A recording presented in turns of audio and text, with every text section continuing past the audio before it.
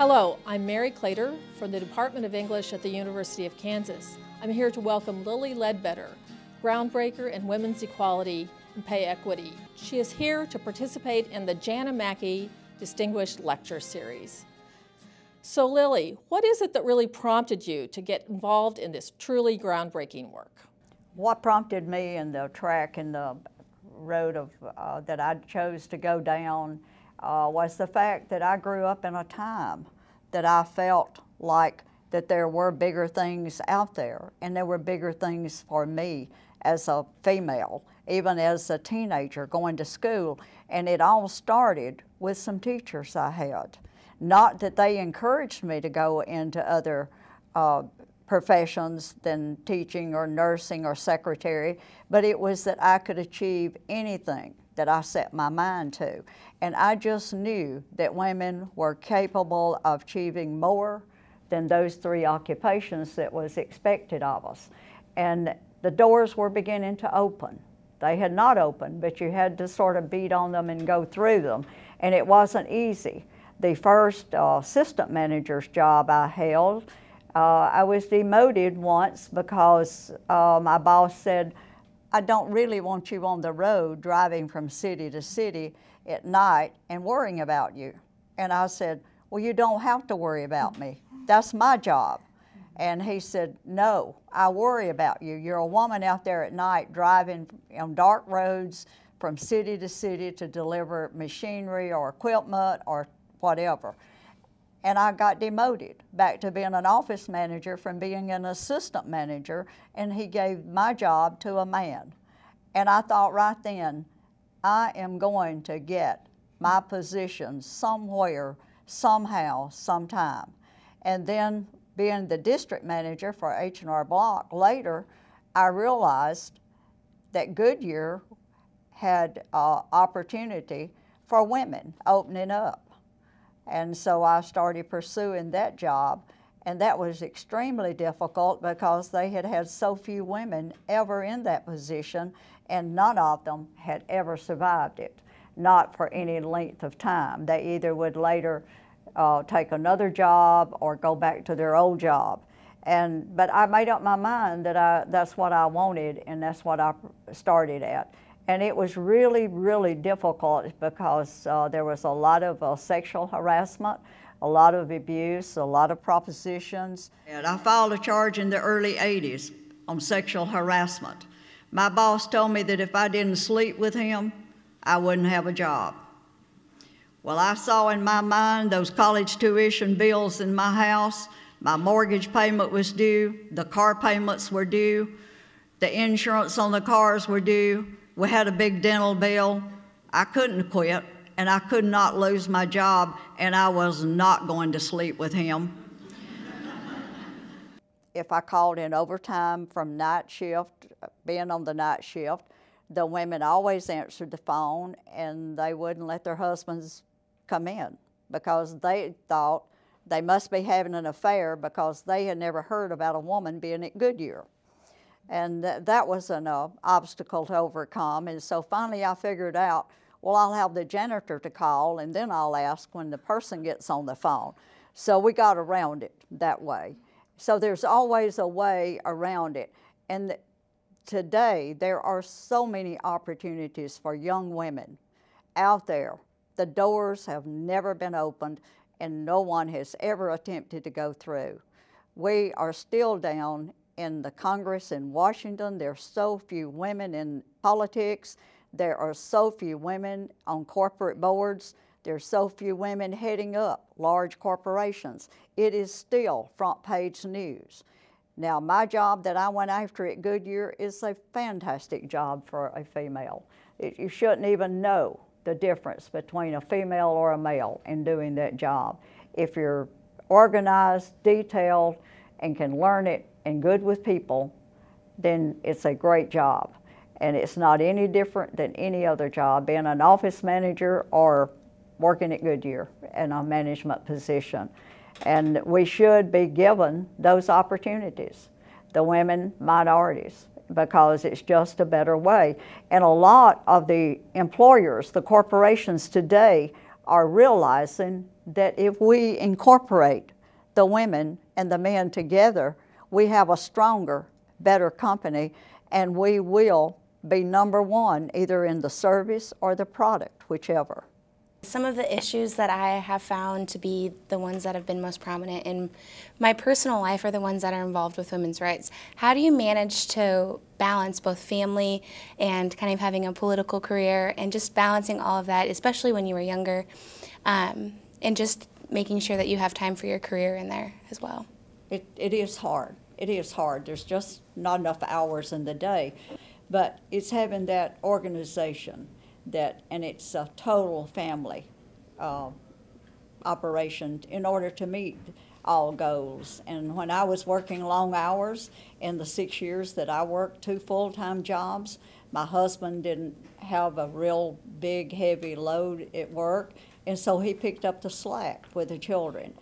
So this through organization and planning, and it is hard, and I believe that employers, once they realize that their choices and their promotions and obligations at work should be based on a person's qualifications, education, experience, and the job performance, no longer about sex, if it's a woman versus a male, or the color of the skin or the nationality of the person.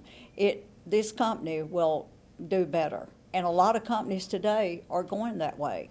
It's growing, and it's being realized amongst the companies as well as the individuals.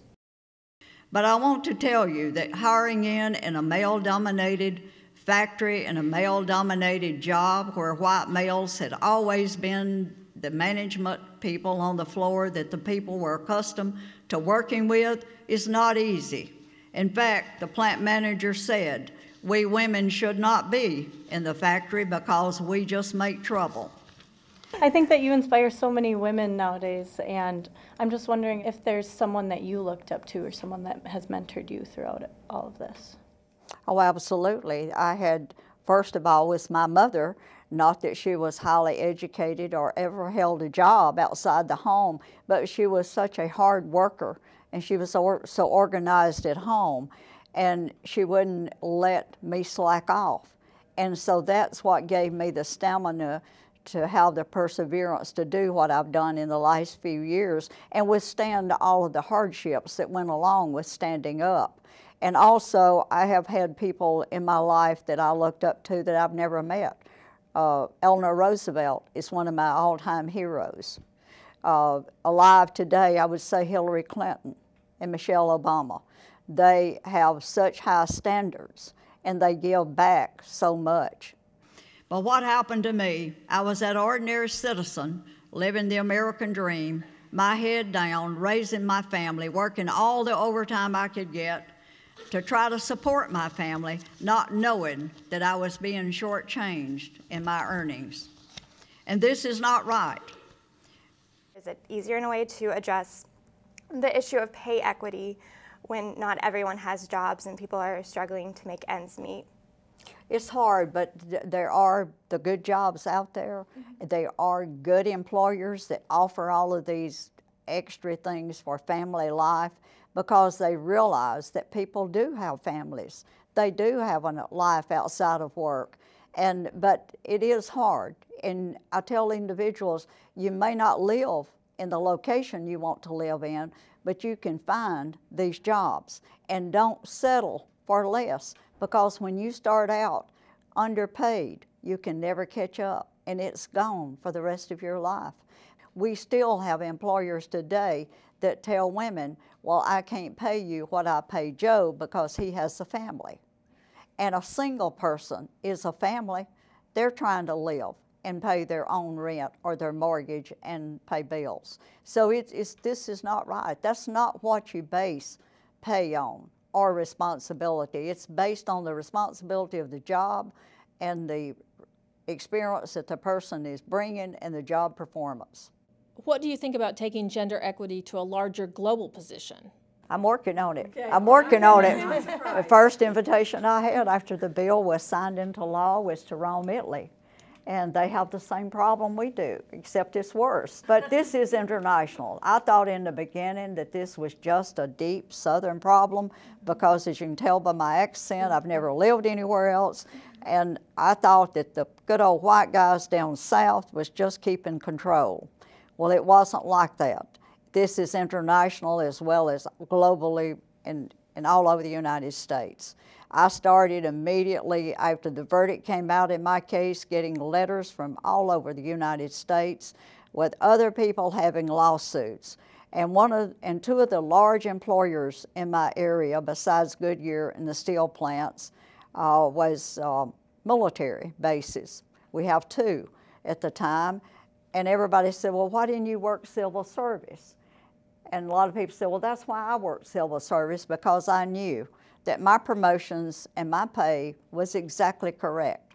That's not true. I have a whole box of lawsuits at my house that have been mailed to me that are done by government employees. I have a lady in Chicago right now I'm working with. She sued her employer. First, she just asked for help.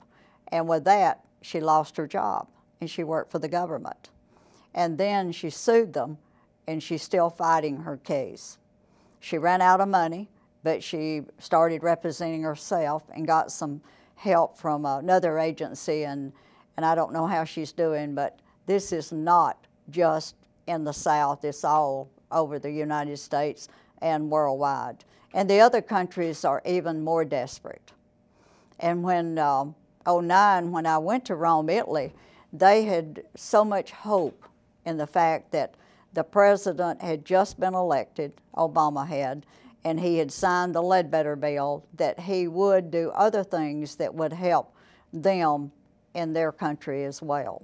I've gotten my hands in so many things in so many areas, and one of the things that I want to see next is paycheck fairness passed in Washington. I was there the last two times it was voted on. We failed by 2 votes. The Republicans blocked it.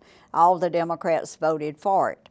And what I talk about and what I'm talking about here tonight at KU, it has nothing to do with either party. It is civil rights. It's an American right. It's a fundamental right that each person is treated fairly. The Constitution states that. And then we have equal pay law in Title VII, and it's right, but we have not achieved it yet. And it's not Republican or Democrat. It belongs to everybody. And that's one of the things I'm so proud of the Ledbetter bill. It was sponsored and co-sponsored by both parties, both Democratic and Republicans. And it was passed and became a law. And that's one of the things that I'm very proud. But paycheck fairness is the next step. And had that been the law, had that been the bill back in my day, I could have found out without retaliation about pay equity and how I stood. And I wouldn't end up in the predicament that I'm in today.